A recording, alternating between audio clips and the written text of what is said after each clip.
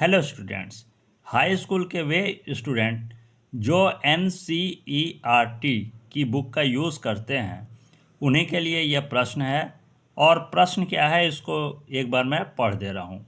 प्रश्न है कि दो संख्याओं का अंतर 26 है। दो संख्याओं का अंतर 26 है।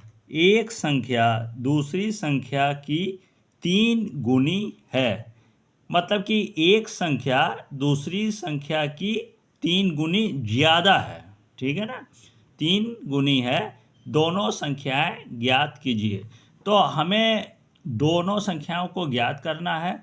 अब क्या है कि इस प्रश्न में दो संख्याओं, पहली लाइन से जो है, यहाँ जो पहली लाइन दिया हुआ है कि दो संख्याओं का अंतर 26 है, इससे हमारा क्या निर्माण होगा? इससे निर्माण होगा समीकरण 1। ठीक है, दो संख्याओं का अंतर 26 है, इससे समीकरण 1 का निर्माण हो जाएगा। और ये जो अगली लाइन है कि एक संख्या दूसरी संख्या की 3 गुनी है, एक संख्या दूसरी संख्या की 3 गुनी है, इससे निर्माण होगा समीकरण 2 का। इससे किसका निर्माण हो जाएगा? समीकरण 2 का निर्माण हो जाएगा। और उसके बाद जो पूछा गया है प्रश्न में कि दोनों संख्याएं ज्ञात कीजिए, तो दोनों संख्याएं इसके बाद आपका सॉल्व करने पर आ जाएगा। इस प्रकार के प्रश्न में सबसे पहले हम मान लेते हैं, और मानकर क्या मानेंगे कि पहली संख्या हमें मानना होगा और दूसरी संख्या को भी मानना होगा। अब पहली संख्या को हम x मान लेंगे और दूसरी संख्या को मान लेंगे y। यहाँ पर हम पहली संख्या को a भी मान सकते हैं और दूसरी संख्या को b मान सकते। अब यहाँ पर मान लेंगे कि पहली संख्या x और दूसरी संख्या y। तो यहाँ जब मानेंगे तो सबसे पहले लिख देंगे। क्या लिखेंगे कि माना पहली संख्या इक्वल टू x, माना पहली संख्या इक्वल टू x। और उसके बाद दूसरी संख्या भी मान लेंगे, तो यहाँ लिख देंगे उसी के जस्ट नीचे दूसरी संख्या। अब यहाँ पर उसे x माना है पहली को, तो दूसरी संख्या हो जाएगी आपका y। अब इसके बाद क्या है कि प्रश्न के अनुसार, जैसा कि मैंने पहले ही बताया है कि दो संख्याओं का अंतर 26 है, इससे हो जाएगा हमारा पहले समीकरण का निर्माण आसानी से। और एक संख्या दूसरी संख्या की 3 गुनी है, इससे हमारा बनेगा दूसरा समीकरण। तो प्रश्न के अनुसार बनेगा, इसलिए यहाँ लिख लेंगे प्रश्नानुसार। यहाँ लिख लेंगे प्रश्नानुसार।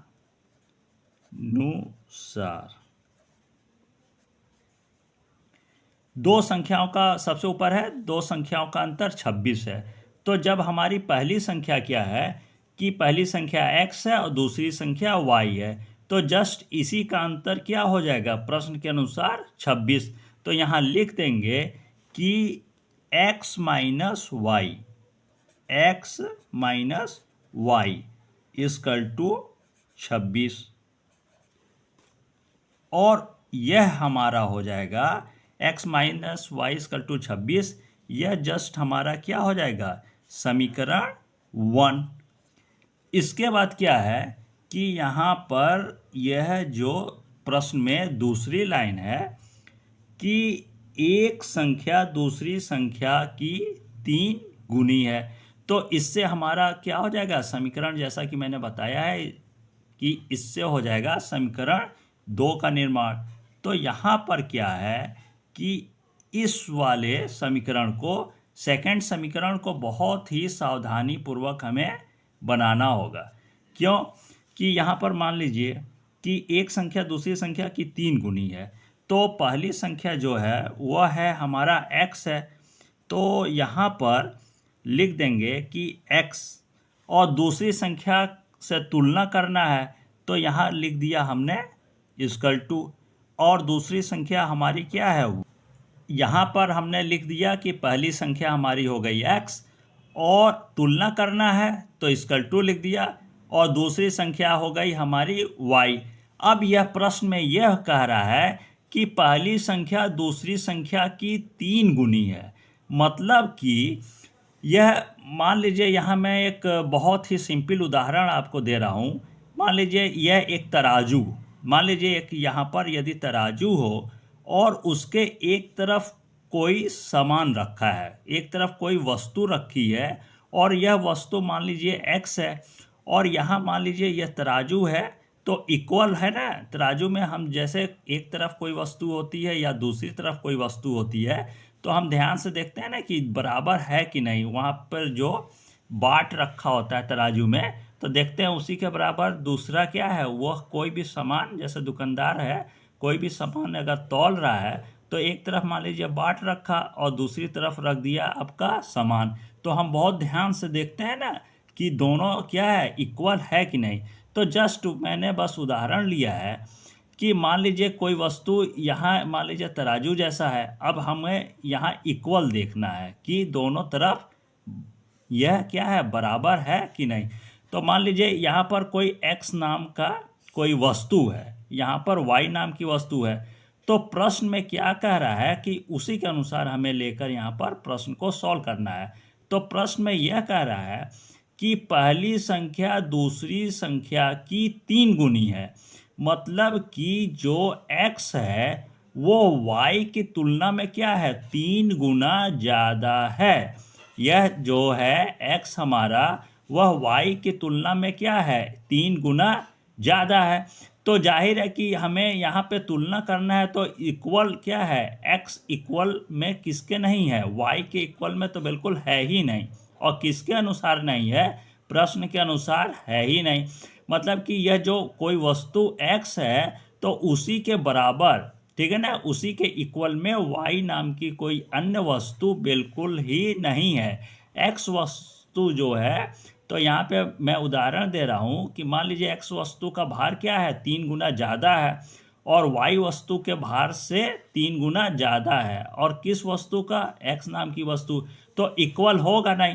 अब इक्वल करने के लिए क्या करेंगे, मान लीजिए यह कोई वस्तु है x 3 गुना ज़्यादा है, तो y को इक्वल करने के लिए यदि यहाँ पर हम 3, y के आगे यदि 3 लिख देते हैं तब इक्वल हो जाएगा कि यह 3 गुना ज़्यादा है तो y भी क्या हो जाएगा, 3 गुना ज़्यादा।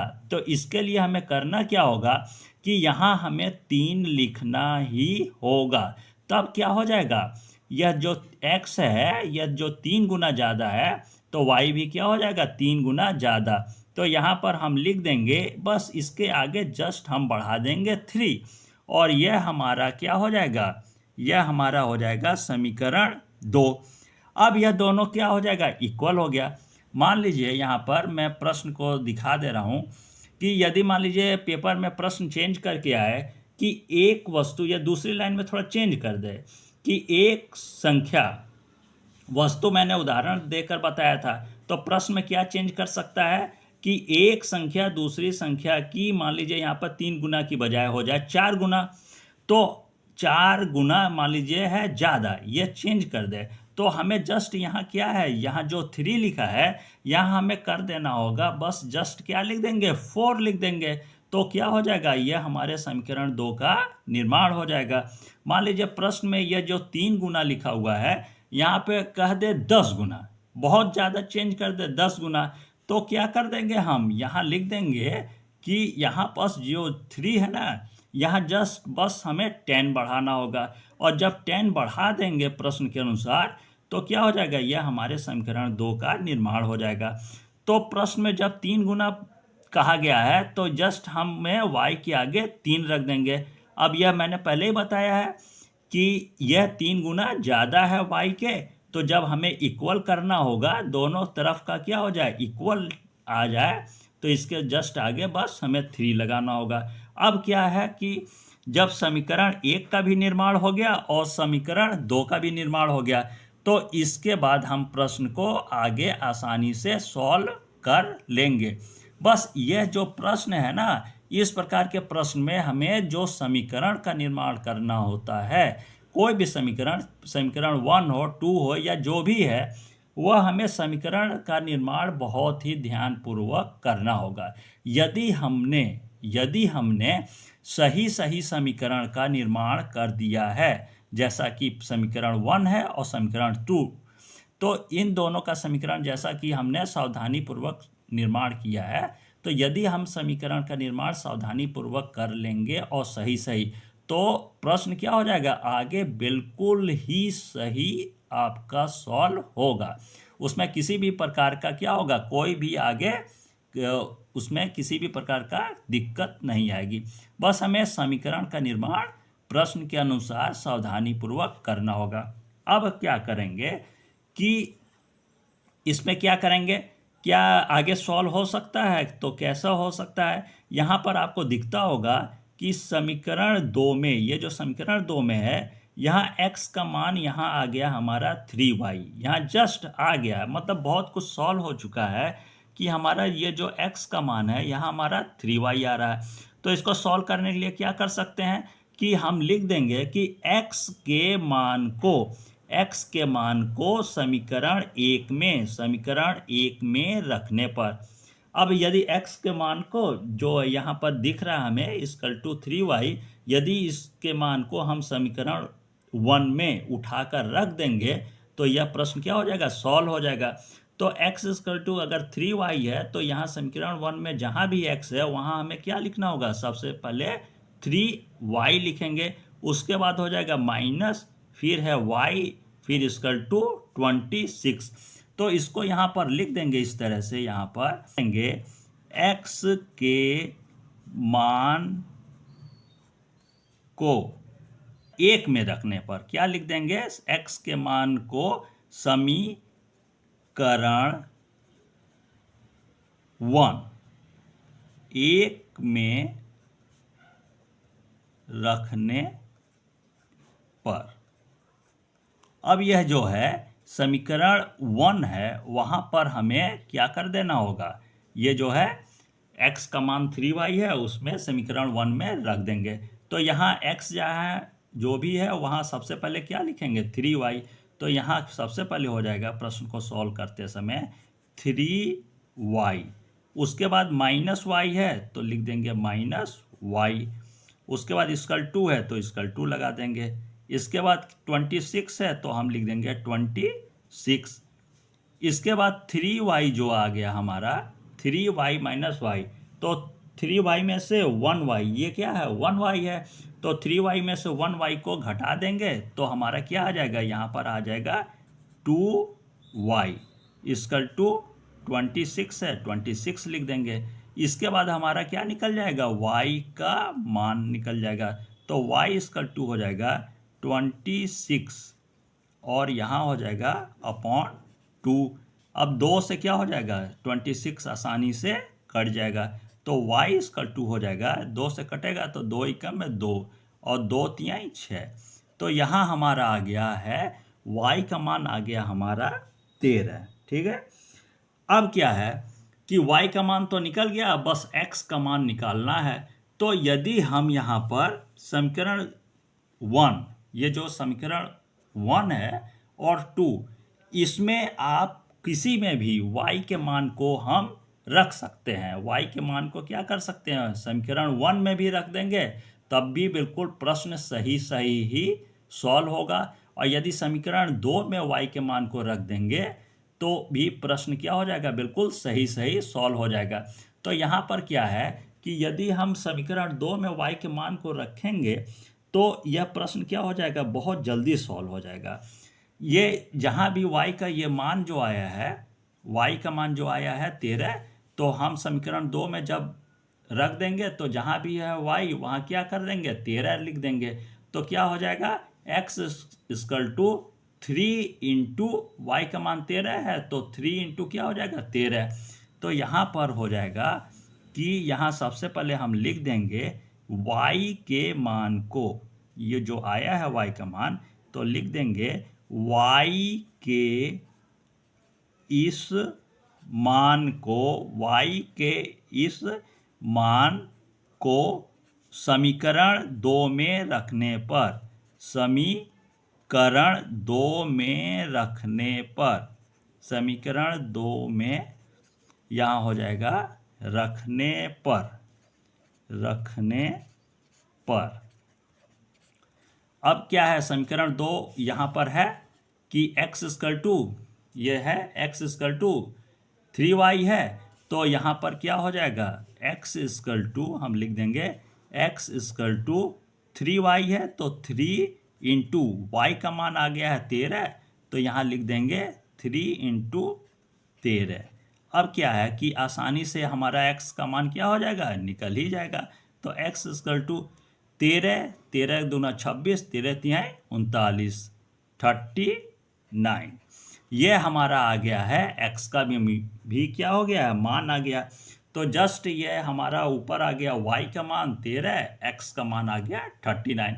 तो दोनों संख्याओं का मान क्या हो गया, यहाँ पर निकल गया और प्रश्न क्या हो गया, आसानी से सॉल्व हो गया। तो यहाँ सबसे पहले यहाँ क्या करें देंगे, यहाँ लिख देंगे आंसर, आंसर लिख देंगे। और क्या है, हमारा पहली संख्या आ गया है 39 और दूसरी संख्या आ गया है 13, तो लिख देंगे कि दोनों संख्याएं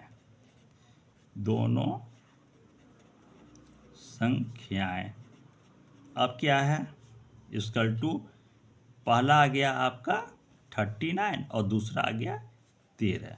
बस ये जस्ट हमारा क्या हो जाएगा, आंसर। तो इस जो प्रश्न मैंने सॉल्व किया है, इसको मैं शुरू से यहाँ पर आपको ये शो कर दे रहा हूँ। इसे आप क्या कीजिएगा कि साफ साफ एक कॉपी में इसको उतार लीजिएगा। ये प्रश्न है और यहाँ पर हमारा y का मान निकल गया 13 है, और उसके बाद लास्ट में हमारा ये x का मान निकल गया 39, और सबसे लास्ट में लिख देंगे आंसर। दोनों संख्याएं आपका आ गया 39 और 13। तो मैं यहाँ पर ऑनलाइन क्लास को क्लोज करता हूँ। हाँ, एक बात मैं बता दे रहा हूँ कि यदि आप प्रश्न से संबंधित कुछ भी पूछना चाहते हैं तो बेझिझक आप होकर प्रश्न में पूछ सकते हैं कमेंट बॉक्स में जाकर। यहाँ मैं क्लास को, ऑनलाइन क्लास को क्लोज करता हूँ। धन्यवाद।